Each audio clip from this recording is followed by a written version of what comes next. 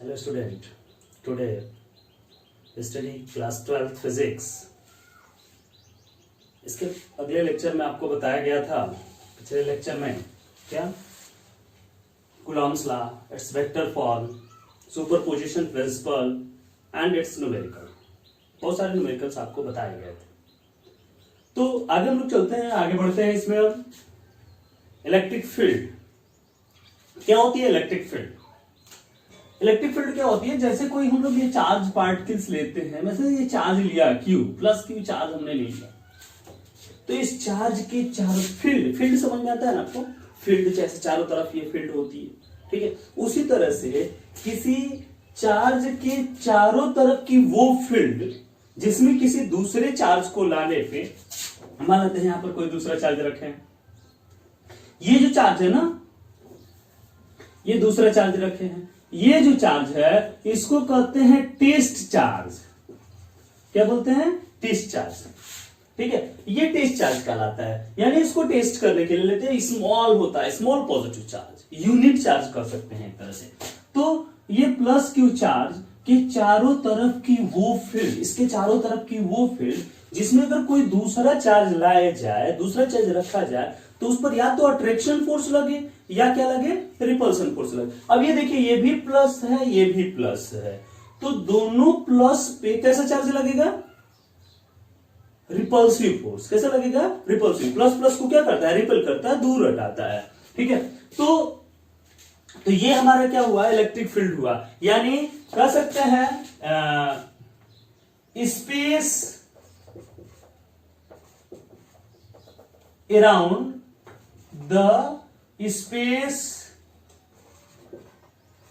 Around, कैसा charge था? एक चार्ज था ना, ए चार्ज पार्टिकल, ठीक है। The space around a charge particle, the space around a charge particle जिसमें कोई दूसरे फोर्स पर क्या लगता है?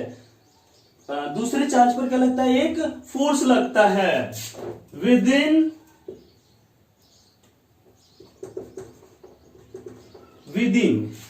A force, within a force of attraction और रिपल्सन। तो रहने देते हैं, विदिन ए फोर्स लिख देते हैं। विदिन ए फोर्स एक्सर्टेड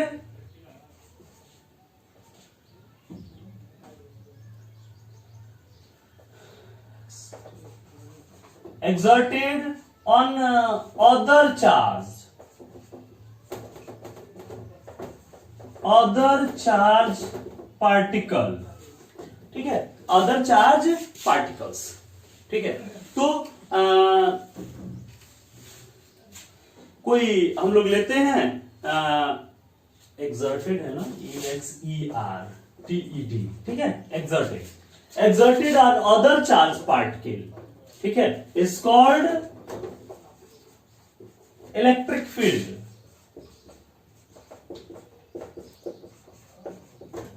ठीक है, यानी the space around a charge particle with in a force exerted on other charge particles. कोई भी अदर चार्ज पार्टिकल्स रखें, उस पर क्या लगे? फोर्स लगे, या तो अट्रैक्शन फोर्स लगे या क्या लगे? रिपल्सन फोर्स लगे, तो उसे हम क्या कहते हैं? इलेक्ट्रिक फील्ड कहते हैं। उसी फील्ड को क्या कहते हैं? इलेक्ट्रिक फील्ड कहते हैं। समझ में?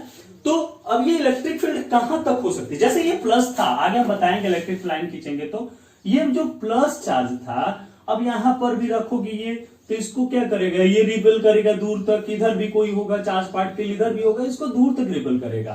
तो ये कहां तक करता है? Electric field tends till infinity. Electric field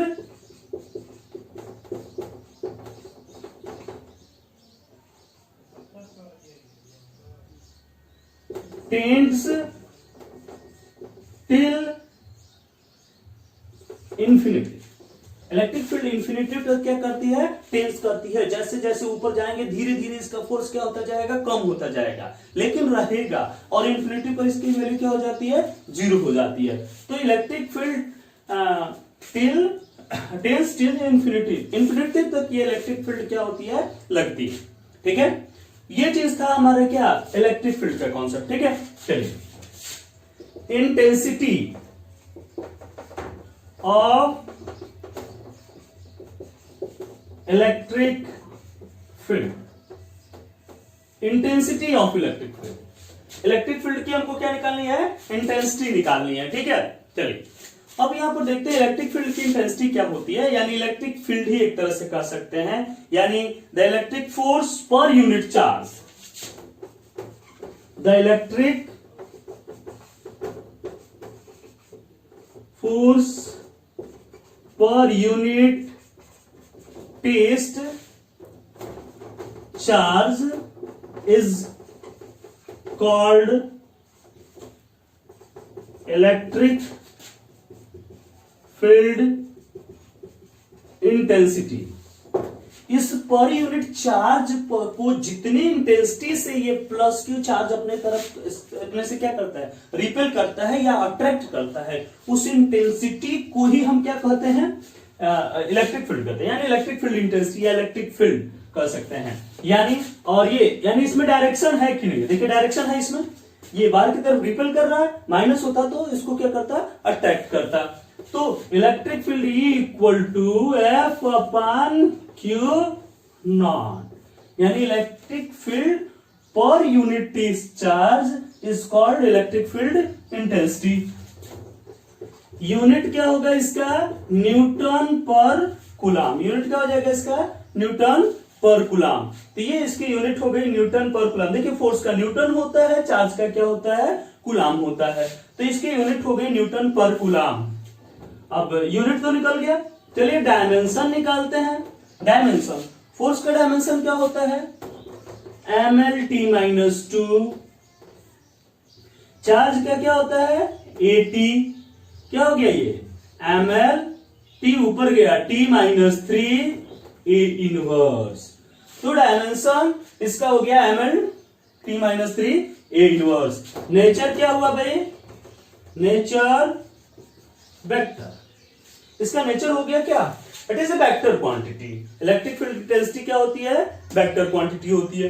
अब इलेक्ट्रिक फील्ड इंटेंसिटी हम निकालेंगे, समझ में आया, कोई दिक्कत इसमें। इलेक्ट्रिक फील्ड मैंने आपको बताया, इलेक्ट्रिक फील्ड मतलब क्या, कोई चार्ज है उसके चारों तरफ की वो फील्ड जिसमें किसी दूसरे चार्ज को लाए तो उस पर या तो रिपल्सन फोर्स लगे या क्या लगे, अट्रैक्शन फोर्स लगे।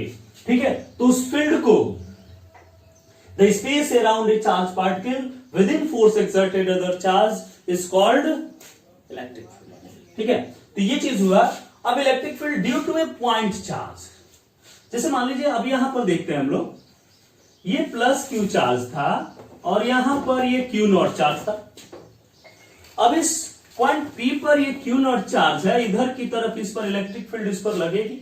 ठीक है, मान लेते हैं इनके बीच की डिस्टेंस कितनी है, आर डिस्टेंस, इनके बीच की डिस्टेंस कितनी, आर डिस्टेंस का है। तो क्या करते हैं, लेट ए पॉइंट चार्ज, लेट ए पॉइंट चार्ज क्यू, लेट करते हैं कि एक पॉइंट चार्ज क्या है, क्यू है। ठीक है, we have to calculate,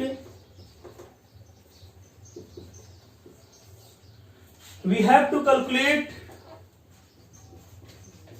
electric field intensity at P at a distance R। इस पॉइंट P पर इलेक्ट्रिक फील्ड इंटेंसिटी निकालनी है, कितने डिस्टेंस पे, R डिस्टेंस पे निकालनी है। चलिए देखते हैं क्या हो जाएगा। तो फोर्स अकॉर्डिंग टू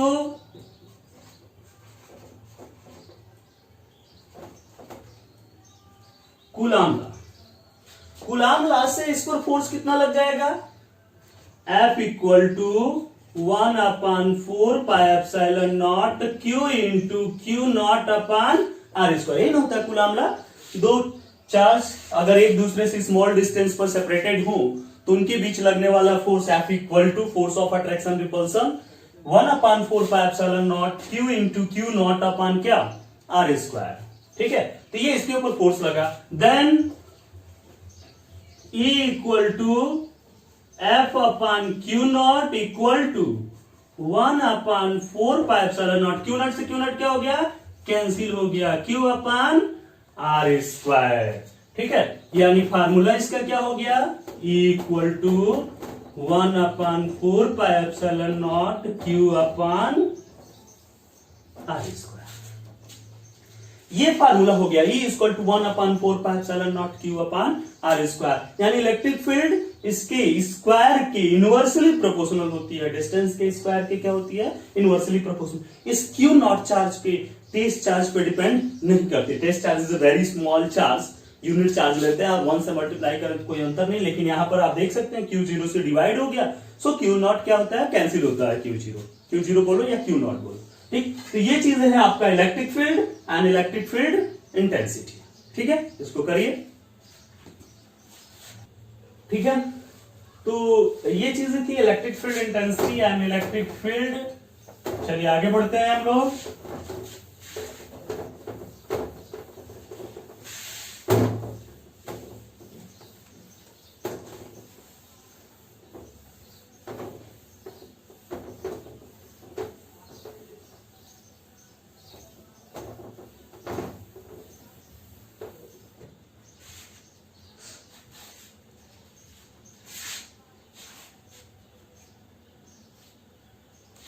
ठीक है, चलिए अब यहां पर देखते हैं कि मैंने अभी बताया आपको क्या था, वेक्टर फॉर्म में इसको लिख लेते हैं,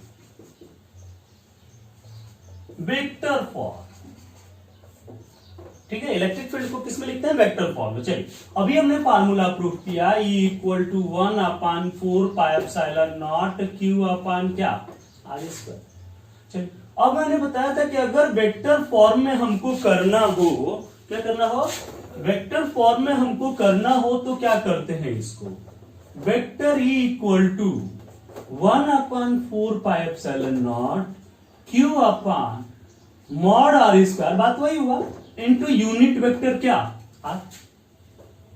यूनिट वेक्टर लगा देते हैं। यूनिट वेक्टर मतलब क्या, जिसका मैग्नीट्यूड क्या होता है, 1 होता है, उसको हम लोग क्या बोलते हैं, यूनिट वेक्टर बोलते हैं, ठीक। तो ये हो गया E = 1/4πε0 Q/r² into unit vector को क्या कहते हैं, vector upon mod of r,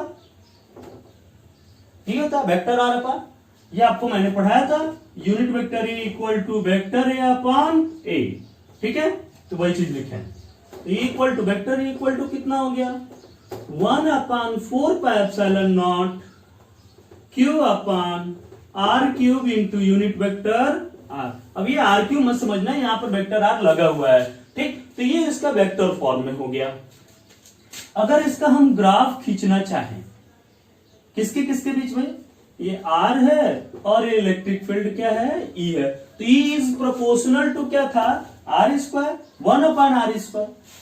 यानी जैसे जैसे डिस्टेंस बढ़ेगी इसकी वैल्यू क्या होती जाएगी, घटती चली जाएगी, ठीक है। ये हो गया graph E is proportional to 1/r² का, ठीक है। जैसे जैसे इसकी वैल्यू बढ़ेगी इसकी वैल्यू धीरे धीरे क्या होती जाएगी, घटती जाएगी r की वैल्यू बढ़ने पे। तो ये हमारा क्या था, electric field in vector form. अब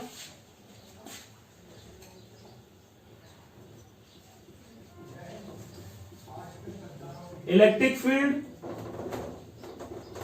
intensity due to a system of charge, electric field intensity due to a system of charge. मान लेते हैं कोई एक सिस्टम है, जो आप पीछे पढ़े थे सुपरपोजिशन प्रिंसिपल, ठीक है। मान लेते हैं कोई सिस्टम है जिसमें बहुत सारे चार्ज हैं, अब उसकी इलेक्ट्रिक फील्ड कैसे निकालते हैं, ठीक है। मान लेते हैं कोई सिस्टम है जिसमें n चार्ज है, ठीक है। Let us consider a system has n charge, q1, q2, q3 and so on q1। एक सिस्टम में कितने चार्ज हैं, n चार्ज, ठीक है। we have to calculate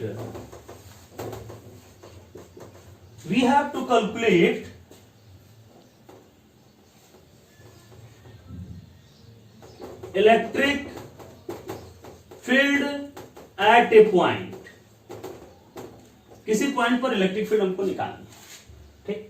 तो अकॉर्डिंग टू सुपरपोजिशन प्रिंसिपल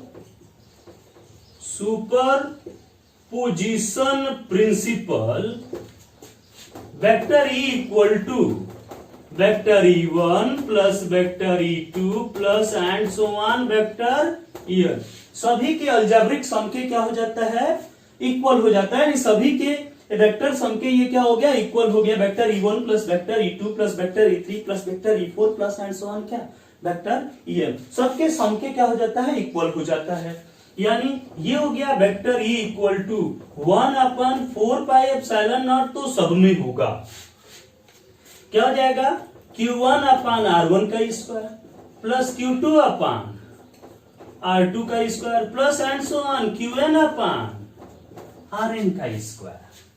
या इसको हम लिख सकते हैं 1/4 pi epsilon naught sigma I equal to 1 to n QI/RI का स्क्वायर। समझ में आया? ये QI/RI का मतलब क्या, ये देखिए सिग्मा मतलब होता है कि आपका अलजेब्रिक सम, सबका सम। अच्छा, ये QI/RI यानी I कहां से कहां तक है, 1 से लेकर क्या n तक। 1 रखो Q1/R1 स्क्वायर, 2 रखो Q2/R2 स्क्वायर, 3 रखो Q3/R3 स्क्वायर, n रखो Q1/Rn स्क्वायर। तो इस प्रकार से हम सभी पार्टिकल्स के लिए क्या कर सकते हैं। अच्छा, माइनस होगा तो माइनस रख लेंगे, ठीक है। तो क्या हुआ, अकॉर्डिंग टू सुपरपोजिशन प्रिंसिपल, अगर किसी सिस्टम में बहुत सारे चार्ज पार्टिकल्स हो तो उन पर लगने वाला फोर्स या इलेक्ट्रिक फील्ड या पोटेंशियल, उन सब इलेक्ट्रिक फील्ड या क्या, अभी इलेक्ट्रिक फील्ड पढ़े हैं और फोर्स पढ़े हैं हम लोग, इलेक्ट्रिक फील्ड और फोर्स सभी के वेक्टर सम के क्या होता है, इक्वल होता है, ठीक है। तो इसको करिए, ठीक है, आगे बढ़ते हैं।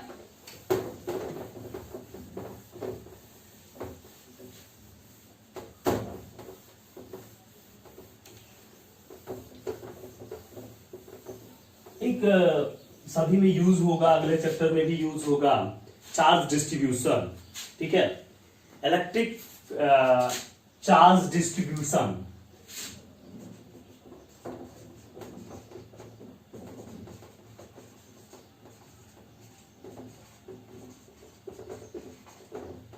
इलेक्ट्रिक चार्ज डिस्ट्रीब्यूशन, चार्ज का डिस्ट्रीब्यूट कैसे, चार्ज जो होता है किसी सरफेस पे जब हम देते हैं ना, मेटल्स पे नहीं, जब भी तो हम इलेक्ट्रोस्टैटिक्स पढ़ रहे हैं, तो उस पर चार्ज पूरे सरफेस पर क्या हो जाता है, डिस्ट्रीब्यूट हो जाता है, ठीक है, यानी पूरे पर डिस्ट्रीब्यूट हो जाता है, ठीक। तो इलेक्ट्रिक चार्ज डिस्ट्रीब्यूशन मतलब क्या, सबसे पहला हम लोग चलते हैं, चार्ज अब 3 तरह से हो सकती है बॉडीज, 1 डायमेंशनल, 2 डायमेंशनल, 3 डायमेंशनल, यानी जिसमें केवल लेंथ हो। दूसरा हो सकता है जिसका सरफेस हो यानी एरिया हो। तीसरा हो सकता है जिसमें वॉल्यूम, ठीक है। तो पहला लोग चलते हैं क्या, लीनियर चार्ज डिस्ट्रीब्यूशन, चलते हैं लीनियर चार्ज डिस्ट्रीब्यूशन। चार्ज का लीनियर चार्ज डिस्ट्रीब्यूशन कैसे होता है, जैसे मान लेते हैं कोई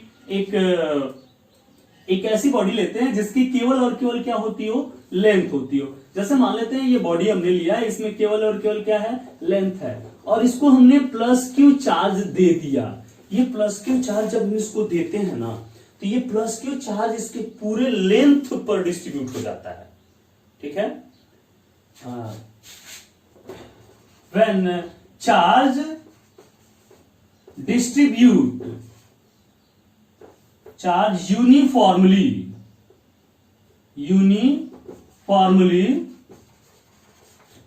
डिस्ट्रीब्यूट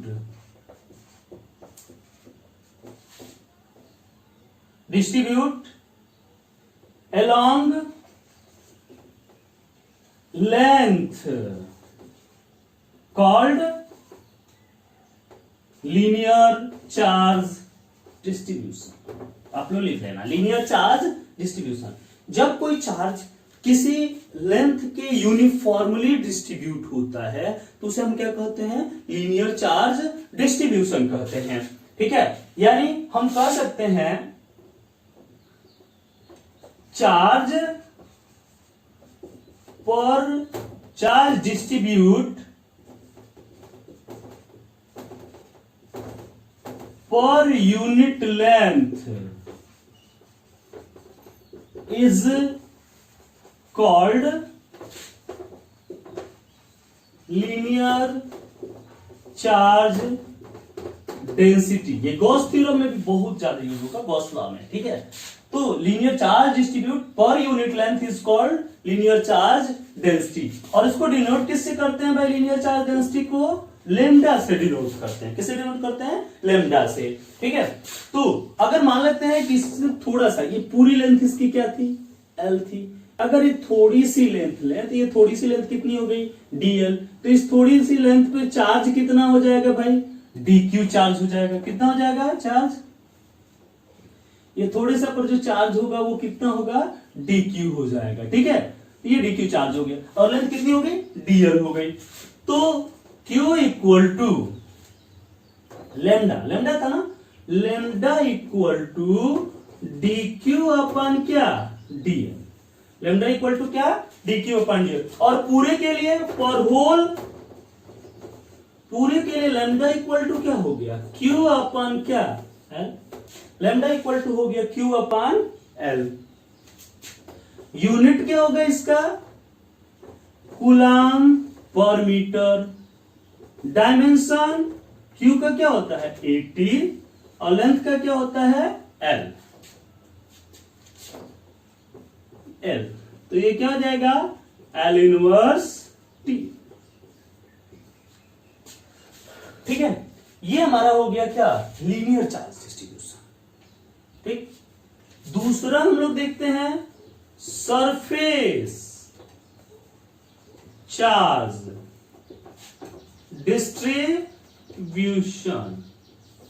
सरफेस चार्ज डिस्ट्रीब्यूशन यानी चार्ज का डिस्ट्रीब्यूशन पूरे सरफेस के अलॉन्ग हो जाए। जैसे मान लेते हैं कोई चादर हम लोग लेते हैं, एक ये बॉडी हुई, ठीक है, जिसमें लेंथ और ब्रेथ है। लेंथ और ब्रेथ है मतलब क्या हुई? इसमें एरिया हुई। इस पर ये पूरा चार्ज है, ये देखिए ये बहुत सारा चार्ज डिस्ट्रीब्यूट हो गया। यूनिफॉर्मली रूप से इस पर चार्ज क्या हो जाता है? डिस्ट्रीब्यूट हो जाता है। इसके अगर पूरे की एरिया ए हो और इस पर अगर स्मॉल क्रॉस सेक्शन हम काटते हैं तो इसकी एरिया कितनी हो जाएगी? डीए। और इस पर चार्ज कितना हो जाएगा भाई? D Q. पूरा चार्ज क्यू था लेकिन इतने पर चार्ज कितना हो जाएगा? D Q. यूनिफॉर्मली डिस्ट्रीब्यूट होता है तो क्या हो जाएगा? यानी when charge distribute uniformly along its surface, when charge distribute uniformly along surface, ठीक है, इस कॉल्ड सरफेस चार्ज डेंसिटी। यानी अब ये सरफेस चार्ज डेंसिटी किस पर डिपेंड कर रहा है? एरिया पर डिपेंड कर रहा है। यानी क्या कह सकते हैं? चार्ज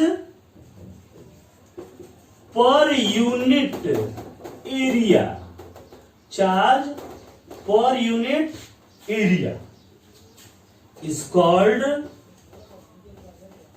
सरफेस चार्ज डेंसिटी, ठीक है। तो उसको क्या बोलते हैं? सरफेस चार्ज डेंसिटी बोलते हैं जब उसके एरिया पर डिपेंड करता है। और सरफेस चार्ज डेंसिटी को डिनोट किससे करते हैं? सिग्मा से। किससे डिनोट करते हैं? सिग्मा से। Sigma equal to d q upon क्या? डीए। और for whole sigma equal to q upon ए।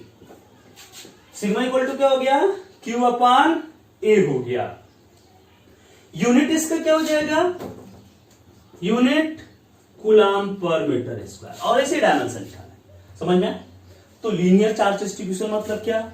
जो उसके केवल लेंथ पर डिपेंड करता हो, केवल लेंथ पर चार्ज का डिस्ट्रीब्यूशन होता हो। एरियल चार्ज डिस्ट्रीब्यूशन मतलब क्या? यानी सरफेस चार्ज डिस्ट्रीब्यूशन मतलब क्या? यानी सरफेस चार्ज डेंसिटी मतलब क्या? ये याद रखना है, सरफेस चार्ज डेंसिटी, इसी का यूज होगा इस फार्मूले का, ठीक है। सरफेस चार्ज डेंसिटी मतलब क्या? जब चार्ज पूरी सरफेस पर डिस्ट्रीब्यूट हो जाए, ठीक है, तो इसको हम क्या कहते हैं? सरफेस चार्ज डेंसिटी कहते हैं। कोई दिक्कत इसमें?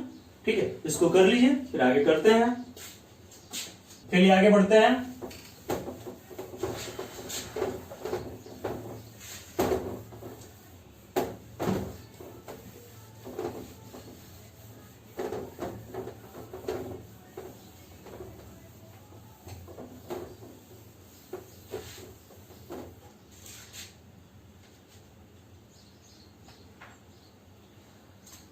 अब तीसरा, third, volume charge distribution. Volume charge distribution क्या होता है? वॉल्यूम चार्ज डिस्ट्रीब्यूशन यानी जब कोई हम लोग ऐसा सरफेस लेते हैं जिसमें वॉल्यूम हो, जैसे मान लीजिए कि हमने लिया क्या, स्फीयर ले लिया। क्या ले लिया? स्फीयर। अब इस पर चार्ज जो होगा क्या होगा? पूरा डिस्ट्रीब्यूटेड है, इसके पूरे वॉल्यूम के अलॉन्ग चार्ज डिस्ट्रीब्यूट हो जाएगा। क्या हो जाएगा? पूरे वॉल्यूम में चार्ज डिस्ट्रीब्यूट हो जाएगा। यानी इसका वॉल्यूम क्या था? Capital V. वॉल्यूम को वी से डिनोट करते हैं, वी है वॉल्यूम इसका। ठीक, अगर यहां पर थोड़ा सा ये चार्ज लिए तो ये क्या हो जाएगा? डीवी, स्मॉल वॉल्यूम डीवी, और इस पर चार्ज क्या हो जाएगा? टीक्यू। यानी when charge distributed along volume, ठीक है, charge distributed along volume, then it is called volume charge distribution। ठीक है, तो ये वॉल्यूम पर है, तो ये पूरे पर चार्ज जो है वो क्या है? क्यू है। तो स्मॉल पर, छोटे सा पर चार्ज कितना हो जाएगा? डीक्यू। थोड़े से पार्ट पर कितना हो जाएगा चार्ज? डीक्यू हो जाएगा। पूरे पर चार्ज क्यू है, पूरे पर डिस्ट्रीब्यूट, तो थोड़े सा पार्ट पर चार्ज कितना हो जाएगा? डीक्यू चार्ज हो जाएगा। ठीक है, तो चलिए देखते हैं क्या हो जाएगा। तब इसका डिफिनेशन क्या हो जाएगा? Charge per unit volume is called, charge per unit volume is called volume charge density। Charge per unit volume is called volume charge density. यानी इस यूनिट वॉल्यूम पे जो चार्ज होता है उसी को क्या कहते हैं? वॉल्यूम चार्ज डेंसिटी कहते हैं। It is denoted by rho. इसको किससे डिनोट करते हैं? रो से। Rho equal to d q upon dV for whole sphere, rho equal to Q upon V। Sphere था तो rho equal to Q upon 4/3 pi R cube. ठीक है, ये वॉल्यूम होता है इसका। ठीक, तो ये चीज होगी। यूनिट क्या हो गया इसका? Coulomb per metre cube. Dimension L का पावर -3T। तो ये था हमारा क्या? Volume charge distribution. Volume charge distribution मतलब क्या? पूरे वॉल्यूम पर चार्ज का डिस्ट्रीब्यूट होता हो तो उसे हम क्या कहते हैं? वॉल्यूम चार्ज डिस्ट्रीब्यूशन कहते हैं। ठीक है, चलिए आगे बढ़ते हैं। तो ये था आपका कुछ डिस्ट्रीब्यूशन। इसके फार्मूले तीनों याद रखना पड़ेगा आपको। Linear charge, surface charge density and volume charge density. तो ये हुआ। अब आगे हम लोग पढ़ेंगे क्या? Electric field lines.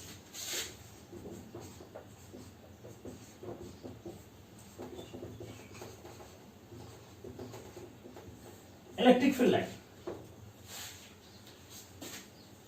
Electric field line क्या होती है? इलेक्ट्रिक फील्ड लाइन एक कॉन्टिन्यूअस कर्व होती हैं। It is curve, it is a curve. ये क्या होता है? कर्व होता है, ड्रॉन इन सच ए वे। यानी एक कर्व जो इस अभी आपको खींच करके दिखाया जाएगा। ठीक है, such a way that the tangent, tangent समझ में आता है?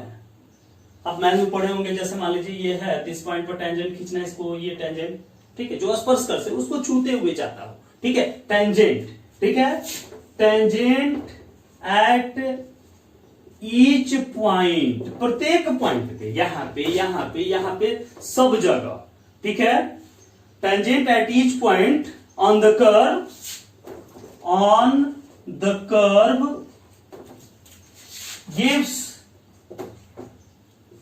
gives the direction of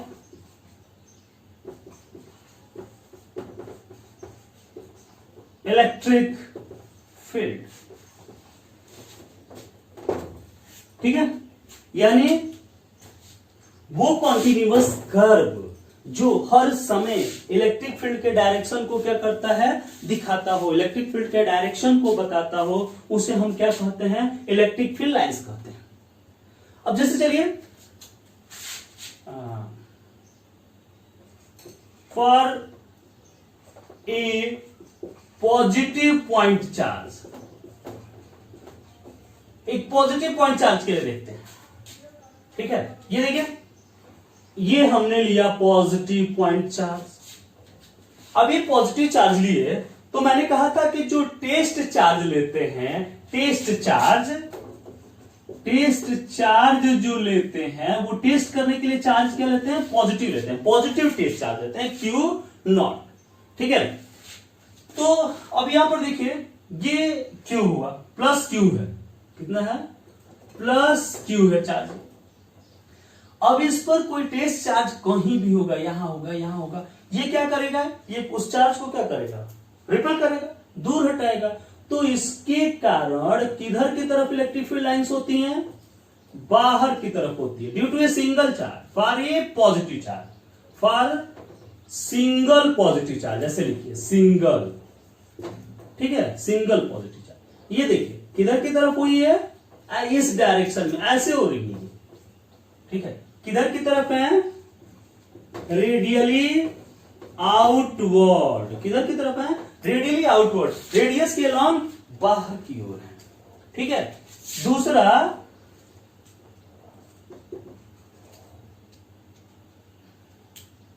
negative point charge, ठीक है, किसके लिए लेते हैं, negative point charge, negative charge के लिए लेते हैं। चलिए निगेटिव के लिए लेते हैं, ये देखिए, ये हो गया माइनस क्यू चार्ज हो गया, ठीक है। अब इस माइनस क्यू चार्ज के लिए किधर की तरफ होगा, ये टेस्ट चार्ज को लेंगे तो माइनस क्यू चार्ज को क्या करेगा, अट्रैक्ट करेगा, और ये लाइन किधर की तरफ जा रही है, इनफाइनाइटली बाहर की ओर जा रही है, ठीक है।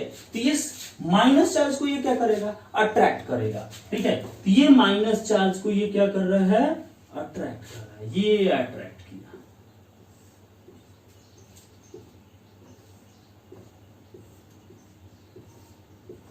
यानी किधर की तरफ हो रही है, अंदर की तरफ हो रही है, किधर की तरफ आ रही है, अंदर की तरफ, रेडियली इनवर्ड, किधर की तरफ इलेक्ट्रिक फील्ड लाइंस, अंदर की तरफ है, रेडियली इनवर्ड है, अंदर की तरफ इलेक्ट्रिक फील्ड लाइंस आती है, ठीक है। अब चलिए तीसरा,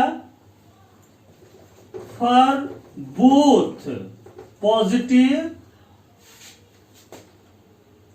फॉर टू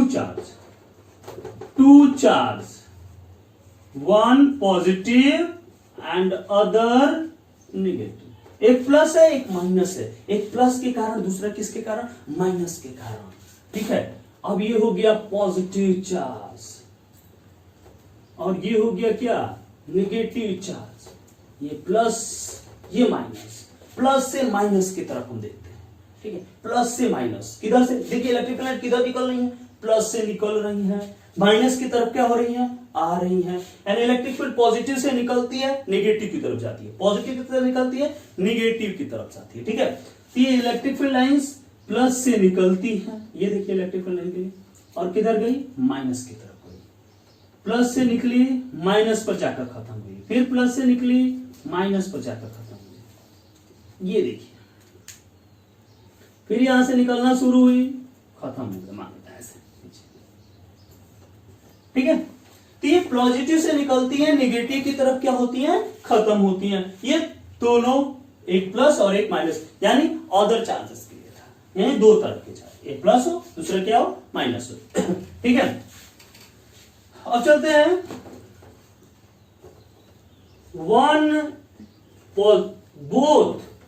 बोथ पॉजिटिव, दोनों क्या हो पॉजिटिव चार्ज, दोनों चार्ज पॉजिटिव चार्ज हो। ठीक है, दोनों प्लस प्लस हैं, ये देखिए ये भी प्लस ये भी प्लस। अब होगा क्या, इधर से इलेक्ट्रिक फील्ड लाइंस निकलना शुरू करेंगे, लेकिन ये प्लस वाला उसको क्या करेगा, जाने ही नहीं देगा, उसको रिपेल करेगा, दूर हटाएगा, भगो भगो भगो। ठीक है, क्योंकि दोनों क्या है सेम चार्ज है, उसको आपस में क्या करेगा भगा देगा। ठीक है, तो ये प्लस चार्ज यहां से निकलना, इधर जाना तो शुरू किया, ये इसको जाने ही नहीं देगा, नहीं नहीं जाने देंगे तुमको। ठीक है, ये इधर की तरफ इसको मोड़ दिया, ये फिर यहां से निकलना चाहा इधर की तरफ, ये यहां से निकलना चाहा ऐसे मुड़ गया। ठीक है,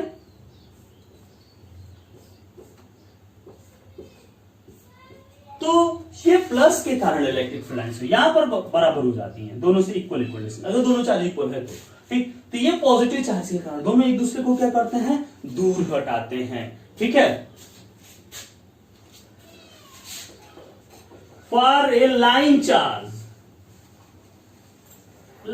डिस्ट्रीब्यूशन के लिए, यानी for a uniform line charge, अगर मान लेते हैं कोई ये लाइन चार्ज हम लेते हैं, ये लाइन चार्ज, ठीक है, इस पर plus charge plus charge plus charge plus charge plus charge plus charge बहुत सारा है प्लस चार्ज। ठीक है, अब ये क्या करेगा, कोई भी प्लस चार्ज इधर की तरफ होगा ये ऐसे जाएगा, यूनिफॉर्मली डिस्ट्रीब्यूट हो गया, यानी एकदम पैरेलल लाइंस होंगी ये इलेक्ट्रिक फील्ड लाइंस, ऐसे बाहर की तरफ ऐसे, यानी एक लाइन चार्ज है तो इलेक्ट्रिक फील्ड लाइंस एकदम पैरेलल होंगी बाहर की तरफ। ठीक है, तो इस प्रकार से ये इलेक्ट्रिक फील्ड लाइंस होती हैं। ठीक है, तो ये इलेक्ट्रिक फील्ड लाइंस हुई। इलेक्ट्रिक फील्ड लाइंस मतलब क्या, for a single point charge, negative point charge, for two charge, one positive, other negative, both positive and for a line charge। ठीक है, तो आपको मैंने क्या बताया, देखिए ये हर जगह, चलिए अब मैंने ये चीज पर ध्यान दीजिए आप, मैंने ये बताया था it is a curve drawn in such a way that the tangent at each point on the curve gives the direction of electric field, यानी इलेक्ट्रिक फील्ड के डायरेक्शन को क्या करता है, रिप्रेजेंट करता है। इसका मतलब क्या हुआ, मैंने कहा कि टेंजेंट ऑन ईच पॉइंट, प्रत्येक पॉइंट पर क्या टेंजेंट को दिखाना है। ये देखिए इस पॉइंट पर टेंजेंट इधर की तरफ, इस पॉइंट पर टेंजेंट, यानी हर जगह देखिए इलेक्ट्रिक फील्ड के डायरेक्शन को रिप्रेजेंट कर रहा है कि नहीं कर रहा है, हर जगह इलेक्ट्रिक फील्ड के डायरेक्शन को रिप्रेजेंट कर रहा है। ठीक है, तो ये हर जगह इलेक्ट्रिक फील्ड के डायरेक्शन को क्या करता है, रिप्रेजेंट करता है। This is called electric field lines. ठीक है, इसको नोट करिए फिर अभी बताते हैं। ठीक है, तो ये आपकी इलेक्ट्रिक फील्ड लाइंस हुई, इस तरह से इलेक्ट्रिक फील्ड लाइंस खींचते हैं। चलिए अब इसकी प्रॉपर्टी देखते हैं हम लोग, इलेक्ट्रिक फील्ड लाइंस की property of electric field line.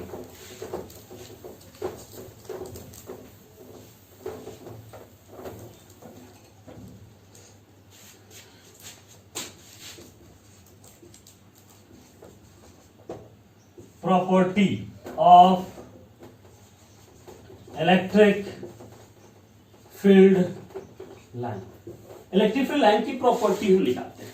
क्या क्या होती है इलेक्ट्रिक फील्ड लाइन की प्रॉपर्टी, बहुत इंपॉर्टेंट है ये इलेक्ट्रिक फील्ड लाइन की प्रॉपर्टी। पहला अभी आपको मैंने दिखाया था, कहां से शुरू हो रही थी, पॉजिटिव चार्ज से, तो क्या लिखेंगे, it start from positive charge. Positive charge से क्या होती हैं, स्टार्ट होती हैं, और कहां पर इंड होती हैं, and end at negative charge पर इंड होती थी, दिखाए थे अभी। तो and end at negative charge, अभी मैंने खींचा था, प्लस से शुरू होती हैं और माइनस पर जाकर क्या होती हैं, खत्म होती है, फिर प्लस से शुरू होती है फिर माइनस पर खत्म होती है। ठीक है, तो ये प्लस से शुरू हो गई, माइनस पर क्या हो गई, खत्म हो गई। ठीक है, ये फील्ड लाइन जो होती हैं ये क्या होती है, कॉन्टिन्यूअस कर्व होती हैं। ठीक है, दूसरा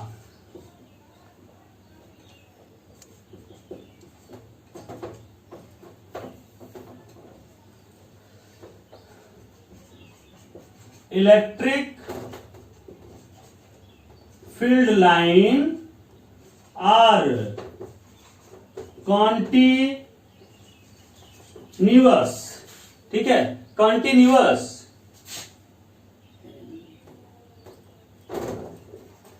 कॉन्टिन्यूअस कर्व, ये क्या होती है? Electric field lines are continuous curve, continuous curve होती है, कहीं पर टूटती नहीं है।